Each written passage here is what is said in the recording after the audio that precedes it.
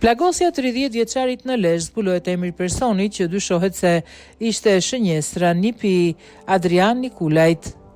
Të tjera detaje bërë publike në lidhje me atentatin e një dite më parë në Lezhë ku nga breshëria e plumbave mbeti plagosur Sokol Daci 30 vjeç, pronar i një berberane. Nga mediat është mësuar dhe nga hetimet e deri tanishme rezulton se 30 vjeçari nuk ka qenë shënjestër e sulmit, ndërsa në berberan ndodheshin edhe 4 persona të tjerë, ndërta edhe Merando Nikulaj, nipi i Ardian Nikulaj, i cili dyshohet të ketë qenë shënjestra e atentatit.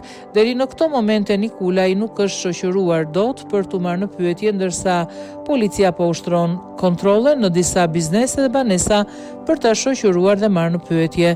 Ka dyshime të forta që 21 vjeçari Merando Nikulaj mund të jetë plagosur për shkak se teksa largohej ai shfaqet në kamerat e sigurisë duke ecur me vështirësi.